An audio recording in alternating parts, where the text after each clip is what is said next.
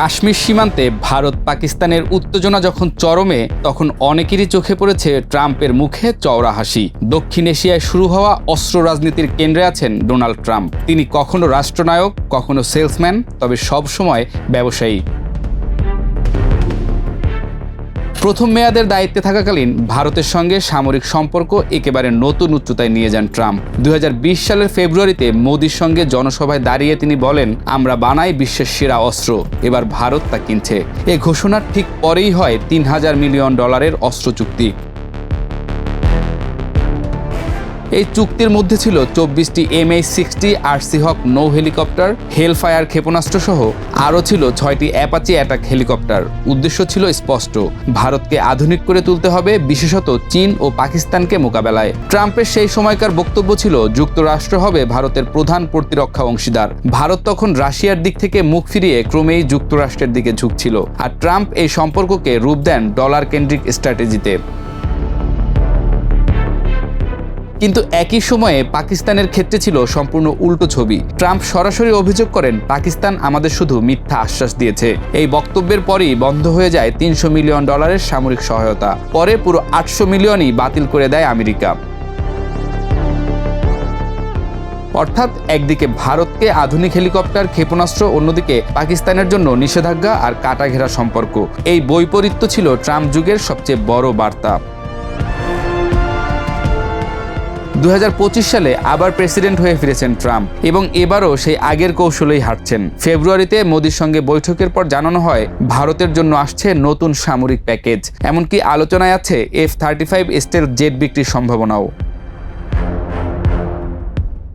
অন্যদিকে পাকিস্তানের জন্য ঘোষিত হয়েছে $397 মিলিয়ন বরাদ্দ। তবে সেটি অস্ত্র বিক্রি নয়, F-16 যুদ্ধবিমান ব্যবহারের নজরদারি ও রক্ষণাবেক্ষণের জন্য।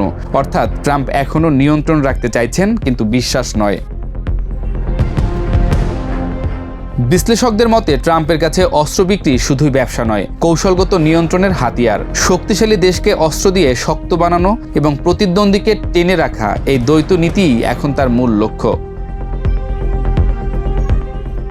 কিন্তু প্রশ্ন হলো, এই ভারসাম্য কি সত্যিই শান্তি আনছে, নাকি দক্ষিণ এশিয়ায় নতুন করে শুরু হয়েছে অস্ত্র প্রতিযোগিতা? ভারত যত আধুনিক হচ্ছে, পাকিস্তান ততটাই কোণঠাসা। এই অসমতা যদি সীমান্তে ফেটে পড়ে, তবে কার স্বার্থ উদ্ধার হবে? অনেকেরই ধারণা, ট্রাম্পের চোখে যুদ্ধ মানে অস্ত্রের দাম, অস্ত্রের বাজার। আর সেই বাজারে ভারতের জায়গা এখন ভিআইপি। এক সময়ের বন্ধু পাকিস্তান এখন কেবল ট্রাম্পের টেবিলে পর্যবেক্ষণে থাকা একটি ফাইল।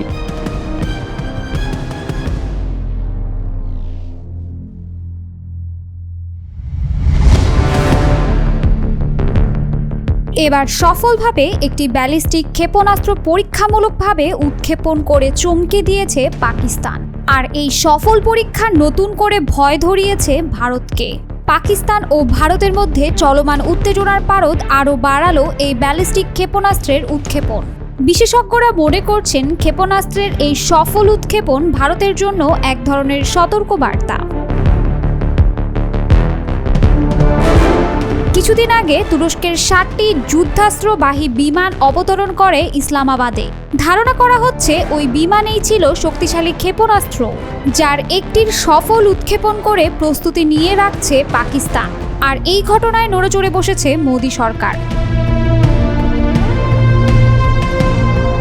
পাকিস্তান সরকারের এক বিবৃতিতে জানানো হয়, আবদালি অস্ত্র ব্যবস্থা নামের এই ক্ষেপণাস্ত্রটি 450 কিলোমিটার দূর পর্যন্ত লক্ষ্যবস্তুতে আঘাত হানতে সক্ষম। এই উৎক্ষেপণ ছিল সেনাবাহিনীর কৌশলগত প্রস্তুতি যাচাই ও অত্যাধুনিক ন্যাভিগেশন প্রযুক্তি ও ক্ষেপণাস্ত্রের গতিশীলতা পরীক্ষার অংশ। এই ক্ষেপণাস্ত্র পারমাণবিক ও প্রচলিত অস্ত্রবাহী উভয় ধরনের ওয়ারহেড বহনে সক্ষম। পাকিস্তানের প্রেসিডেন্ট আসিফ আলী জারদারি ও প্রধানমন্ত্রী শেহবাজ শরীফ এই সফল উৎক্ষেপণের জন্য বিজ্ঞানী, প্রকৌশলী এবং সংশ্লিষ্ট সবাইকে অভিনন্দন জানিয়েছেন। এই পরীক্ষা এমন এক সময় হলো যখন ভারত ও পাকিস্তানের মধ্যে সম্পর্ক চরম উত্তেজনাপূর্ণ। গত মাসে ভারত নিয়ন্ত্রিত কাশ্মীরের পেহেলগাঁও এলাকায় 25 জন পর্যটক ও একজন কাশ্মীরি নাগরিক নিহত হওয়ার ঘটনার পর দুই দেশের মধ্যে সামরিক ও কূটনৈতিক উত্তেজনা বেড়েই চলেছে। ভারতের প্রধানমন্ত্রী নরেন্দ্র মোদী ইতোমধ্যে দেশটির সেনাবাহিনীকে পূর্ণ স্বাধীনতা দিয়ে বলেছেন, যারা এই হামলায় জড়িত তাদের ধাওয়া করে পৃথিবীর শেষ প্রান্তেও পৌঁছে দেয়া হবে। পাকিস্তানের তথ্যমন্ত্রী আতাউল্লাহ তারার পাল্টা অভিযোগ তুলে বলেন, ভারত পেহেলগাঁও হামলাকে অজুহাত বানিয়ে পাকিস্তানে সামরিক হামলা চালানোর পরিকল্পনা করছে। তিনি দাবি করেন, তাদের কাছে বিশ্বাসযোগ্য গোয়েন্দা তথ্য রয়েছে যে ভারত 24 থেকে 36 ঘন্টার মধ্যে হামলা চালাতে পারে। কিন্তু পাকিস্তানের তথ্যমন্ত্রীর পূর্বাভাস সঠিক হয়নি। তার দেয়া সময়সীমা এরই মাঝে পার হয়ে গেছে। আর এই ঘটনায় তথ্যমন্ত্রী এবং তার সোর্স নিয়ে প্রশ্ন উঠেছে খোদ পাকিস্তানে। অন্যদিকে ভারত আক্রমণ নিয়ে যারা সময়সীমার তথ্য দিয়েছিলেন তারা দৃঢ়ভাবে বলছেন তাদের দেয়া তথ্য সঠিক ছিল। ভারত বরং তাদের কৌশল পরিবর্তন করেছে। পাকিস্তানের ওই সোর্সগুলো বলছেন, মোদী সরকার এখনও পাকিস্তান আক্রমণ করতে সাহস পাচ্ছে না। পাকিস্তানের সেনাপ্রধান জেনারেল আসিম মুনির এই পরিস্থিতিকে ঘিরে সামরিক শীর্ষ পর্যায়ে বৈঠক করেছেন এবং সব ফ্রন্টে সর্বোচ্চ সতর্কতা ও প্রস্তুতির নির্দেশ দিয়েছেন। কাশ্মীরের সাধারণ মানুষের মধ্যে আশঙ্কা বেড়েছে। দুই পারমাণবিক শক্তিধর দেশের সম্ভাব্য সংঘাত তাদের জীবনে মারাত্মক প্রভাব ফেলতে পারে বলে তারা মনে করছেন। এদিকে ভারত সিন্ধু পানি চুক্তি থেকে নিজেদের অংশগ্রহণ স্থগিত করেছে এবং দুই দেশের মধ্যে কূটনৈতিক বিতণ্ডা, সীমান্তে গুলি বিনিময় এবং পারস্পরিক কূটনৈতিক বহিষ্কারের ঘটনাও ঘটেছে। ভারত পাকিস্তানের মধ্যে চলমান এই সংঘাতের আবহে অঞ্চল জুড়ে উদ্বেগ ছড়িয়ে পড়েছে। পরিস্থিতি কোন দিকে মোড় নেয় সেটিই এখন দেখার বিষয়। কাশ্মীরে ঘটে যাওয়া অনাকাঙ্ক্ষিত ঘটনার পরদিনই ভারত পাকিস্তান আক্রমণ করবে এমন একটা আওয়াজ ভারত থেকেই উঠেছিল। মোদিও দেখে নেয়ার হুমকি দিয়েছিলেন। ঘটনার পরের দিনই পাকিস্তানের নিয়ন্ত্রণ সীমায় ঢুকে পড়ে ভারতীয় ড্রোন, কিন্তু সেটা ভূপাতিত করে পাক সেনাবাহিনী। কয়েকদিন পর ভারতের যুদ্ধবিমান পাকিস্তানের আকাশসীমায় ঢুকতে চেষ্টা করে, কিন্তু পাকিস্তানের জেট ফোর্স সে বিমানগুলোকে ধাওয়া দিয়ে পিছু হটতে বাধ্য করে। এবার ক্ষেপণাস্ত্র উৎক্ষেপণ করে কি বার্তা দিল পাকিস্তান? এমন প্রশ্নই এখন ঘুরপাক খাচ্ছে ভারতের প্রতিরক্ষা বিভাগে। তবে যুক্তরাষ্ট্রের মতো ভারতও এখন কেবল হুমকি ধামকিতেই রয়েছে, আর পাকিস্তান তাদের সক্ষমতা অনুযায়ী প্রস্তুতি নিয়ে রাখছে।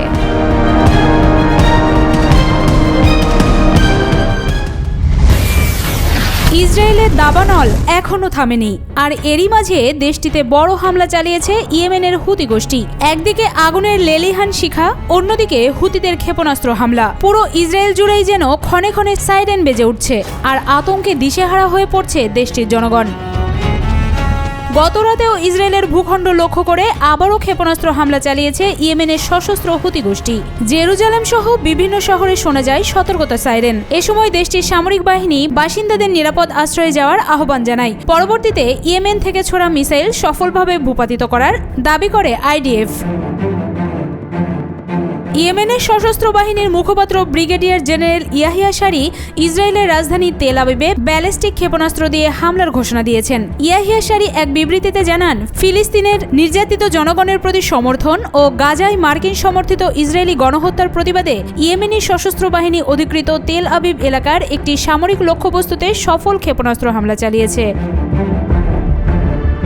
তিনি বলেন, এই অভিযানে ফিলিস্তিন 2 হাইপারসনিক ব্যালিস্টিক ক্ষেপণাস্ত্র ব্যবহার করা হয়েছে, যা ইসরায়েলের প্রতিরক্ষা ব্যবস্থা ভেদ করে সফলভাবে লক্ষ্যবস্তুতে আঘাত হেনেছে।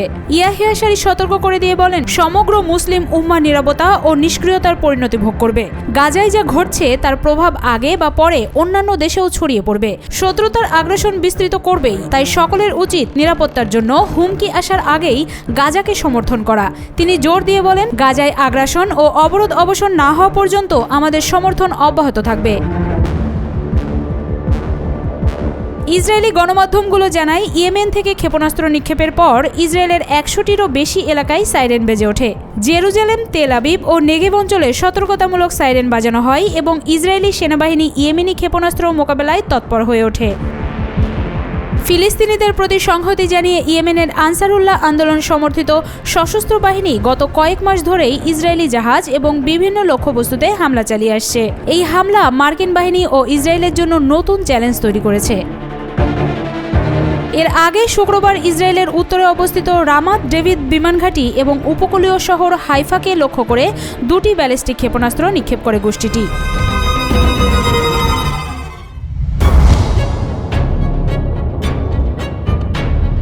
ইরান ইস্যুতে এবার ধীরে ধীরে জড়িয়ে যাচ্ছে মধ্যপ্রাচ্য। খামেনি যেমন ট্রাম্পকে এক চুলো ছাড় দিতে নারাজ, তেমনি পশ্চিমাদের অভিভাবকত্ব থেকে বেরোতে যাচ্ছে আরব বিশ্ব। এমনটাই যখন আওয়াজ চলছে, তখন তাড়াহুড়ো করে ডোনাল্ড ট্রাম্প মধ্যপ্রাচ্য সফরে যাচ্ছেন। সৌদি আরব, কাতার এবং সংযুক্ত আরব আমিরাত সফর চূড়ান্ত করেছেন ট্রাম্প। বিশ্লেষকরা বলছেন, এই সফরের পরই খোলাসা হবে ইরান ইস্যুতে কি করবে মধ্যপ্রাচ্যের দেশগুলো। এদিকে ইরান আবারও তাদের পূর্ণ পারমাণবিক জ্বালানি চক্রের অধিকার দাবি করেছে। দেশটির পররাষ্ট্রমন্ত্রী আব্বাস আরাকচি স্পষ্ট করে জানিয়েছেন, ইউরেনিয়াম সমৃদ্ধকরণ অধিকার ইরানের আছে। সম্প্রতি এক্সে দেয়া এক পোস্টে জোর দিয়ে আরাকচি বলেছেন, তেহরানের জ্বালানি চক্রের পূর্ণ অধিকার রয়েছে, কারণ তারা এনপিটি এর প্রতিষ্ঠাতা সদস্য। তিনি দাবি করেন, ইরান যেমন পরমাণু অস্ত্র প্রত্যাখ্যান করে, তেমনি শান্তিপূর্ণ ইউরেনিয়াম সমৃদ্ধ করার অধিকারও রাখে। আন্তর্জাতিক সংবাদ মাধ্যম পরমাণু ইস্যুতে যুক্তরাষ্ট্রের অবস্থানকে চূড়ান্ত দাবি হিসেবে আখ্যায়িত করছে। তাদের প্রতিবেদন অনুযায়ী এই ধরনের উত্তেজনামূলক বক্তব্য কেবল আলোচনার সুযোগ নষ্ট করে, অথচ সুষ্ঠু রাজনৈতিক সদিচ্ছা ও ন্যায়সঙ্গত মনোভাব থাকলে একটি টেকসই চুক্তি এখনও সম্ভব। আরাকচির মন্তব্য আসলে এমন এক সময় আলোচনায় এলো যখন ইরান ও যুক্তরাষ্ট্রের মধ্যে পরোক্ষ আলোচনা চতুর্থ দফায় এসে স্থগিত হয়ে গেছে। আগে ৩টি দফা অনুষ্ঠিত হলেও ৩ মের আলোচনার তারিখ পিছিয়ে যায় প্রশ্ন উঠেছে, আসলে কতটা বাস্তবসম্মত এই সমঝোতার আশা। এর আগে ১২, ১৯ এবং ২৬ এপ্রিল ওমানে ও রোমে ৩ দফা পরোক্ষ বৈঠকে বসেছিল এই দুই দেশ। উদ্দেশ্য ছিল ইরানের পরমাণু কর্মসূচি নিয়ে একটি গ্রহণযোগ্য সমঝোতা এবং তেহরানের উপর থেকে নিষেধাজ্ঞা তুলে নেওয়া। বিশ্লেষকদের মতে, এই ধরনের বার্তা কেবলমাত্র একটি বার্তা বহন করে না, বরং একটি ভূরাজনৈতিক শক্তির প্রদর্শনও বটে। ইরান এমন এক ক্লাবে নিজেদের তুলে ধরছে যেখানে পরমাণু অস্ত্র না থাকলেও পরমাণু প্রযুক্তির সম্পূর্ণ ব্যবহার চালু আছে। রাজনৈতিক পারমাণবিক অস্ত্র নিরোধ চুক্তি অর্থাৎ এনপিটির প্রতিষ্ঠাতা স্বাক্ষরকারী দেশ হিসেবে ইরান দাবি করেছে যে পরমাণু জ্বালানি চক্র ব্যবহারের পূর্ণ অধিকার তাদের রয়েছে। আরাকচি আরও জানান, বিশ্বে বেশ কিছু এশীয়, ইউরোপীয় এবং দক্ষিণ আমেরিকার দেশও একইভাবে ইউরেনিয়াম সমৃদ্ধ করছে, অথচ তারা পরমাণু অস্ত্র নির্মাণে আগ্রহী নয়। ইরানও সেই পথেই হাঁটতে চায়। তেহরান মূলত এখন একটি বার্তা দিতে চাইছে যে ইরান মূলত শান্তিপূর্ণ, কিন্তু তারা তাদের আত্মসম্মান বিসর্জন দিবে না। আবার যুক্তরাষ্ট্রও তার পশ্চিমা মিত্ররা যে সন্দেহের চোখে ইরানের ইউরেনিয়াম সমৃদ্ধিকে দেখছে, তা সাম্প্রতিক ইতিহাসে নতুন কিছু নয়। ২০১৮ সালে যুক্তরাষ্ট্র যখন একতরফাভাবে জ্যাকোভা চুক্তি থেকে বেরিয়ে আসে, তখন থেকেই সেই টানাপোড়েনের সূত্রপাত। এদিকে বিশ্লেষকরা বলছেন, পরমাণু ইস্যুতে কূটনৈতিক সমাধান এখনও সম্ভব, তবে তা নির্ভর করছে রাজনৈতিক সদিচ্ছা এবং বাস্তবতা মেনে নেওয়ার ক্ষমতার উপর। ইরান বারবার বলছে তারা আলোচনায় প্রস্তুত, সম্মান ও অধিকার সমন্বিত রেখে। তবে যুক্তরাষ্ট্র ও ইসরায়েল, দুই শক্তিধর রাষ্ট্র, এখনও ইরানের পরমাণু কর্মসূচিকে সম্ভাব্য হুমকি হিসেবে দেখে। এই অবস্থায় প্রশ্ন উঠছে, ইরান কি পারমাণবিক প্রযুক্তির শান্তিপূর্ণ ব্যবহারে আন্তর্জাতিক স্বীকৃতি আদায় করতে পারবে, নাকি আবার মধ্যপ্রাচ্য অস্থিরতার নতুন মোড়ে ঢুকে যাচ্ছে? প্রথমবারের মতো ইসরায়েলের আয়রন ডোমকে ফাঁকি দিয়ে ক্ষেপণাস্ত্র হামলায় সফল হুতিরা। তাদের ছোড়া একটি হাইপারসনিক ব্যালিস্টিক ক্ষেপণাস্ত্র আঘাত হানে বেন গুরিয়ন আন্তর্জাতিক বিমানবন্দরের খুব কাছে। এই হামলায় আহত হন অন্তত ৬ জন, যার মধ্যে একজনের অবস্থা আশঙ্কাজনক। এই ঘটনাটি নিছক বিচ্ছিন্ন হামলা নয়, ৪৮ ঘন্টার মধ্যে হুতিদের পঞ্চম ক্ষেপণাস্ত্র হামলা এটি। আর এটি প্রথমবার যেখানে ইসরায়েলের প্রতিরক্ষা ব্যবস্থা সম্পূর্ণ ব্যর্থ হয়েছে এই হামলা থামাতে, এবং ঘটনাটি ঘটেছে দেশের সবচেয়ে গুরুত্বপূর্ণ বেসামরিক এলাকায়। হুথি গোষ্ঠী সরাসরি হামলার দায় স্বীকার করে বলেছে, ইসরায়েলের কোনো বিমানবন্দর আর নিরাপদ নয়। তারা আন্তর্জাতিক বিমান সংস্থাগুলোকে সতর্ক করেছে যেন ইসরায়েলের আকাশসীমা এড়িয়ে চলে। ফলে প্রশ্ন উঠছে, ইসরায়েল কি এখন সত্যিই এক নতুন রকমের হুমকির মুখে? ইসরায়েলের প্রতিরক্ষা মন্ত্রী ইসরায়েল কাটজ সরাসরি বলেছেন, এই হামলার চড়া মূল্য দিতে হবে। প্রধানমন্ত্রী নেতানিয়াহু নিরাপত্তা প্রধানদের সঙ্গে জরুরি বৈঠকে বসেছেন। গোটা দেশ জুড়ে সাইরেন, আতঙ্ক এবং নতুন করে সম্ভাব্য সামরিক অভিযানের গুঞ্জন। এই মুহূর্তে সবচেয়ে বড় প্রশ্ন, যদি হুতিদের একটি হাইপারসোনিক ক্ষেপণাস্ত্র আয়রন ডোম পেরিয়ে রাজধানীর সীমানায় পৌঁছে যেতে পারে, তাহলে আগামী দিনে আর কি পারবে না। গাজার সঙ্গে চলমান যুদ্ধের মাঝে ইয়েমেন থেকেও যদি আঘাত আসে, তাহলে ইসরায়েল একসঙ্গে কতটা ফ্রন্টে যুদ্ধ চালাতে পারবে। বিশেষজ্ঞরা বলছেন, হুতিদের হামলা শুধু সামরিক নয়, মনস্তাত্ত্বিক চাপও তৈরি করছে। এটাই হুতিদের কৌশল, যা ইসরায়েলি নাগরিকদের মনে নিরাপত্তাহীনতা তৈরি করছে এবং তারা তাতে সফল বলেই মনে করা হচ্ছে। ইসরায়েল যদি এই হামলার পাল্টা জবাব দেয় ইয়েমেনের অভ্যন্তরে, তবে তাতে ইরান সরাসরি প্রতিক্রিয়ায় যেতে পারে, কারণ হুতিরা ইরানের একটি আঞ্চলিক শাখা বলেই পরিচিত। বর্তমান পরিস্থিতি এতটা ভয়াবহ হয়ে উঠেছে যে যুদ্ধ আর গাজায় সীমাবদ্ধ নেই, ছড়িয়ে পড়ছে ইয়েমেন, সিরিয়া, এমনকি লেবাননের দিকেও। অনেকেই বলছেন এটা আর মধ্যপ্রাচ্যের গণ্ডিতে সীমাবদ্ধ কোনো দ্বন্দ্ব নয়, এটা আসলে এক বহুপাক্ষিক যুদ্ধের সূচনা। বেনুগুরিয়নের উপর ক্ষেপণাস্ত্র হামলা ভবিষ্যতের অনেক বড় ঘটনার আগাম বার্তাও হতে পারে এক ধরনের জিওপলিটিক্যাল কম্পন, যা এখনও পুরোপুরি টের পাওয়া যায়নি। তাই প্রশ্নটা এখন শুধু ইসরায়েলের প্রতিরক্ষা ব্যর্থতার নয়, প্রশ্নটা হলো ইসরায়েল কি প্রস্তুত এক নতুন যুদ্ধের জন্য, নাকি হুতিদের এই আঘাত দেখিয়ে দিল যে ভবিষ্যতের লড়াইটা হবে বহু দিক থেকে একসঙ্গে।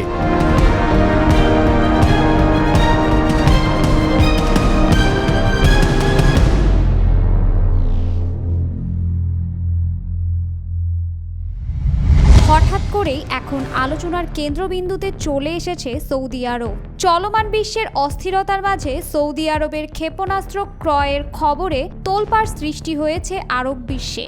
তাও আবার যুক্তরাষ্ট্রের কাছ থেকেই কেনা হবে এই ক্ষেপণাস্ত্রগুলো। সৌদি আরবের কাছে $350 কোটি ক্ষেপণাস্ত্র বিক্রির অনুমোদন দিয়েছে যুক্তরাষ্ট্র।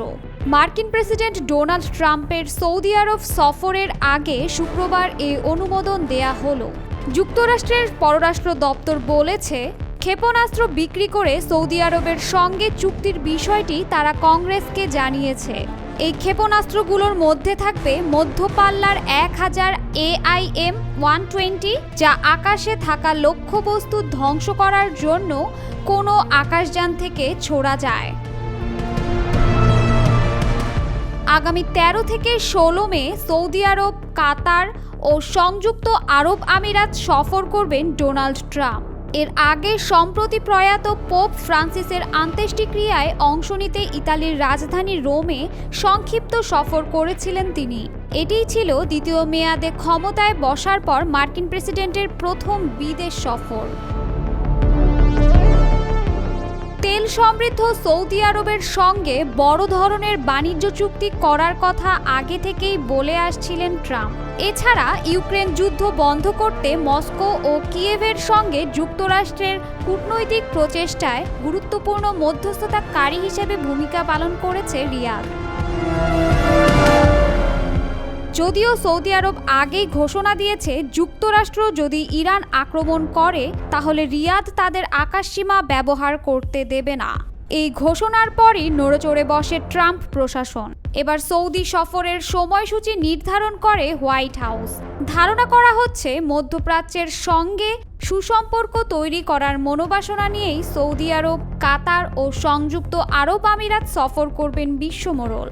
এই সফরের পরই বোঝা যাবে মধ্যপ্রাচ্যের রাজনীতির মোড় কোন দিকে বাঁক নেয়। তবে যুক্তরাষ্ট্র থেকে $3.5 মিলিয়ন ক্ষেপণাস্ত্র কেনার সিদ্ধান্তকে ভালো চোখে দেখছে না কেউই। যদিও রিয়াদ বলছে, এই ক্ষেপণাস্ত্র কেবল দেশটির সুরক্ষার জন্য মজুদ করা হচ্ছে। ইরান আক্রমণের হুমকি ধামকির পর যুক্তরাষ্ট্র হঠাৎ করেই সৌদির কাছ থেকে ক্ষেপণাস্ত্র বিক্রির অনুমোদন এবং ডোনাল্ড ট্রাম্পের রিয়াদ সফর সবকিছু যেন কূটনীতির বড় বাঁকের ইঙ্গিত দিচ্ছে। তাছাড়া সৌদি আরবে আগে থেকেই মার্কিন ঘাঁটি রয়েছে। ইরানের সঙ্গে ঝামেলা বাঁধলে সৌদি, কাতার এবং আরব আমিরাতে অবস্থিত মার্কিন ঘাঁটির ভূমিকা কী হবে সেটাও ভাবিয়ে তুলছে বিশ্লেষকদের।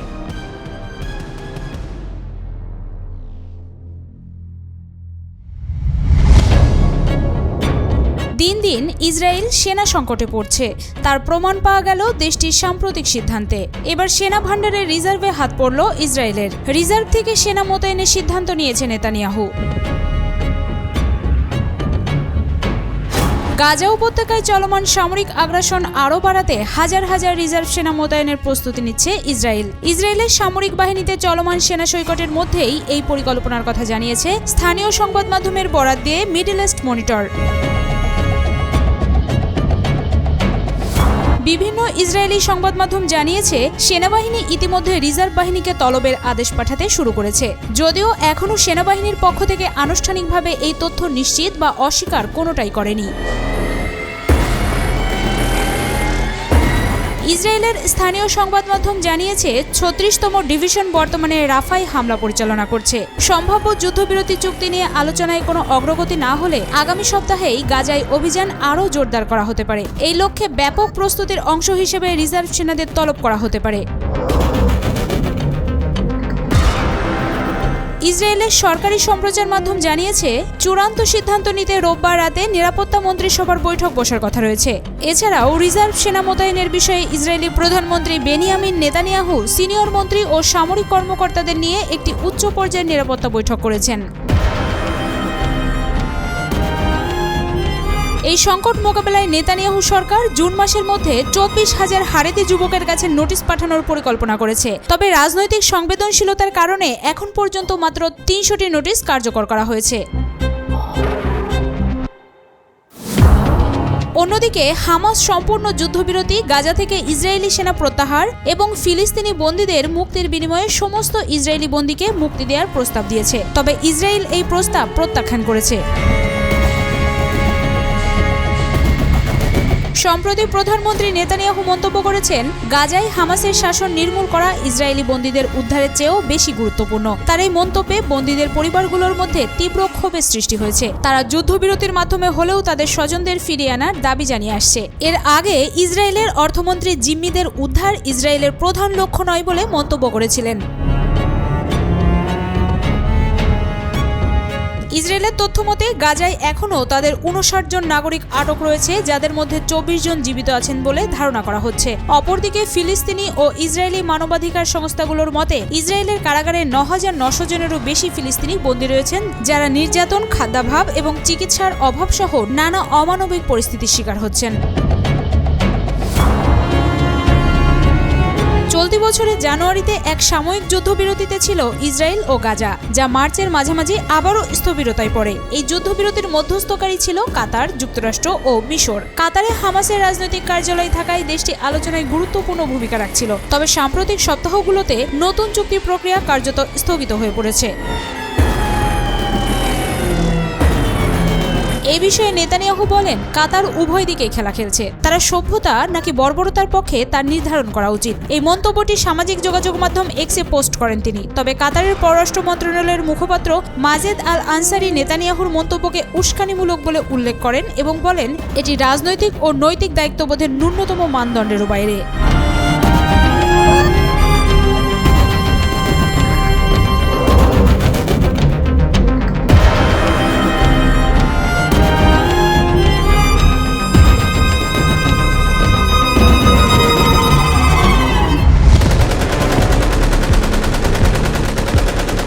কি এমন ঘটছে যার জন্য বারবার থেমে যাচ্ছে ভারত পাকিস্তান যুদ্ধ? কেন সেনাবাহিনীকে পূর্ণ স্বাধীনতা দেবার পরও ভারত সরাসরি সামরিক অভিযান চালাচ্ছে না? সীমান্তে সেনা সমাবেশ বাড়ে, যুদ্ধ বিমান টহল জোরদার হয়, এমনকি পাকিস্তানের দিকেও বার্তা পৌঁছায় যে এবার পাল্টা আঘাত হবেই। কিন্তু দিন যায়, সপ্তাহ পেরোয়, কোনো পূর্ণাঙ্গ যুদ্ধ শুরু হয় না। দুই দেশই ভরসা করছে শান্তি আলোচনার উপর, যা নিঃসন্দেহে দক্ষিণ এশিয়ার জন্য বড় বার্তা। আন্তর্জাতিক বিশ্লেষকদের মতে এখনও যুদ্ধ শুরু না হওয়ার প্রথম কারণ, ভারত ও পাকিস্তান দুই দেশই পারমাণবিক শক্তিধর। সীমান্ত পার হওয়ার মানে হতে পারে এমন একটি যুদ্ধ যা একবার শুরু হলে সেটা কোথায় গিয়ে থামবে কেউ বলতে পারে না। তাই ক্ষমতার সর্বোচ্চ সীমায় গিয়েও দুই দেশই যুদ্ধ এড়িয়ে চলছে। দ্বিতীয় কারণ, আন্তর্জাতিক চাপ। ঘটনার পরপরই যুক্তরাষ্ট্র, জাতিসংঘ, ফ্রান্স, রাশিয়া সবাই ভারত ও পাকিস্তানকে উত্তেজনা প্রশমনের আহ্বান জানায়। যুক্তরাষ্ট্রের পররাষ্ট্র দপ্তর ফোন করে দুই দেশ দেশের শীর্ষ নেতাদের। জাতিসংঘ মহাসচিব বলেন, এই মুহূর্তে যুদ্ধ নয়, প্রয়োজন বিচক্ষণতা। তৃতীয় কারণ অর্থনৈতিক বাস্তবতা। যুদ্ধের ব্যয় অনেক। ভারত একদিকে বৈশ্বিক বিনিয়োগ টানছে, অন্যদিকে পাকিস্তান চলছে অর্থনৈতিক সংকটে। একটি বড় যুদ্ধ মানেই দুই দেশের জন্যই ধস। রাজনৈতিক উত্তেজনা যতই থাকুক, এই অর্থনৈতিক হিসাব তারা অগ্রাহ্য করতে পারে না। চতুর্থ কারণ প্রতিরক্ষা কৌশল। ভারত এখন কোল্ড স্টার ডক্ট্রিনে বিশ্বাসী, অর্থাৎ সীমিত সময় সীমিত পরিসরে আঘাত, কিন্তু যুদ্ধ নয়। আর পাকিস্তানও প্রতিক্রিয়ায় সীমিত থাকে। গোয়েন্দা নজরদারি, সাইবার অভিযান, ড্রোন ব্যবহারের মাধ্যমে যুদ্ধ না করেও বার্তা দেয়া হচ্ছে। যদিও অনেকেই মনে করছেন মোদির এই পূর্ণ স্বাধীনতা ঘোষণার বড় দিক হলো এটা রাজনৈতিক বার্তা, যা জনসাধারণের ক্ষোভ প্রশমনে কার্যকর, বিজেপির শক্ত অবস্থান তুলে ধরতে কার্যকর এবং আন্তর্জাতিক মঞ্চেও ভারতের কঠোর মনোভাব দেখানোর কৌশল। এইসব কারণ মিলেই হয়তো বড় যুদ্ধ হয়নি, তবে তাতেও যুদ্ধের ছায়া একেবারে কাটেনি। কাশ্মীরের পরিস্থিতি, সীমান্তের গোলাগুলি, পাকিস্তানের অভিযোগ, ভারতের পাল্টা মনোভাব, সব মিলিয়ে উত্তেজনা এখনো টানটান। এই মুহূর্তে একটি ভুল সিদ্ধান্ত, একটুখানি উত্তেজনা বাড়লেই পুরো উপমহাদেশ জ্বলতে পারে। তাই যুদ্ধ না হলেও যুদ্ধের প্রস্তুতি এবং আশঙ্কা সবই এখন বাস্তবসম্মত। এখন প্রশ্ন, মোদি কি সত্যি সেনাবাহিনীকে যুদ্ধের স্বাধীনতা দিয়েছেন, নাকি এক কৌশলী প্রতিক্রিয়ার মোড়কে চলছে ধৈর্যের খেলা? সময়ই তার জবাব দেবে। কিন্তু একটা বিষয় পুরোপুরি স্পষ্ট, দক্ষিণ এশিয়ার বাতাসে এখনো বারুদের গন্ধ। ভারত শাসিত কাশ্মীরের পেহেলগামে সন্ত্রাসী হামলার পর থেকেই উত্তপ্ত ভারত পাকিস্তান সম্পর্ক। থমথমে ভাব চলছে দুই দেশের মধ্যে, যেন যখন তখন দুই প্রতিবেশী দেশের মধ্যে বেঁধে যাবে যুদ্ধ।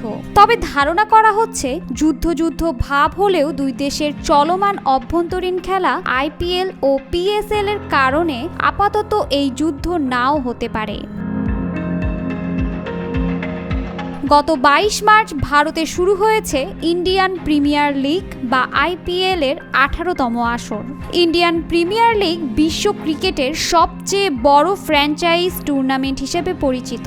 এমনকি বৈশ্বিক নানা স্পোর্টস ইভেন্টের মধ্যে আর্থিক দিক থেকে IPL অন্যতম একটা আসর, যেখানে আছে রোমাঞ্চ, বলিউডি জৌলুস ও বৈশ্বিক হরেক দেশের শীর্ষ ক্রিকেটারদের জমজমাট লড়াই। জনপ্রিয় এই IPL চলবে মে মাসের শেষ সপ্তাহ পর্যন্ত। এই প্রিমিয়ার লিগের কারণে এ সময় ভারতে বহু বিদেশির ঢল নামে। অন্যদিকে 11 এপ্রিল থেকে 18 মে পর্যন্ত পাকিস্তানে চলবে পাকিস্তান সুপার লিগ বা PSL। এখানেও এই খেলার কারণে অবস্থান করছেন বিশ্বের শক্তিধর দেশগুলোর অনেক নামি দামি খেলোয়াড়। এমন অবস্থায় যুদ্ধ মানেই নিরাপত্তা ঝুঁকিতে পড়বে বিশ্বের অনেক শক্তিশালী দেশের নাগরিক, যা আন্তর্জাতিক চাপ তৈরি করবে ভারত এবং পাকিস্তানের উপর।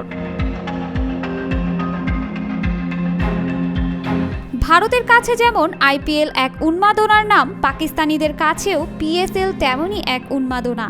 দুই লিগকে কেন্দ্র করেই দুই দেশে বিদেশি ক্রিকেটারদের পাশাপাশি বহু বিদেশি দর্শকরাও আসে। তাছাড়া বিলিয়ন ডলার বিনিয়োগ করা হয়েছে এই খেলায়, যেখানে কেবল ভারত পাকিস্তান নয়, বিশ্বের অনেক দেশই জড়িয়ে আছে।